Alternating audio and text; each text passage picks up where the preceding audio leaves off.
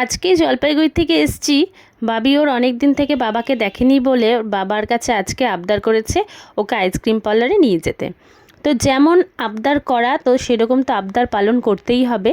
তো আমাদের এখানে বাস্কিন রবিন্স নতুন আইসক্রিমের দোকানটা খুলেছে, তো এখানে ওকে নিয়ে এসছে। তো খালি পেটে তো আইসক্রিম খাওয়া যাবে না, তো বাড়ির থেকে দুধ খেয়ে এসেছিলো, যে তাও পেটটা যেহেতু ফাঁকা, তো ওকে বলা হলো যে তাই প্রথমে একটু চিজ মোমো খেয়ে নিল, ওর সাথে সাথে আমিও খেলাম। তারপরে একটা একটা করে আইসক্রিম টেস্ট করলো বাবি। তো শেষেও সেই স্ট্রবেরি আইসক্রিমই নিল। তো আমিও অনেক রকম টেস্ট করে তারপরে আমিও নিয়েছিলাম, বনিও নিয়েছিল।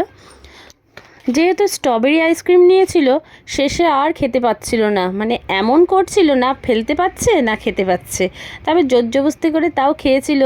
তারপরে একটা ধোসার দোকানে চলে আসলাম, মা আর বাবার জন্য ধোসা নিয়ে নিলাম। জলপাইগুড়ির থেকে আসার পরে মনটা খারাপ হচ্ছিল ঠিকই, কিন্তু ঘুরে কিন্তু মনটা ভালো হয়ে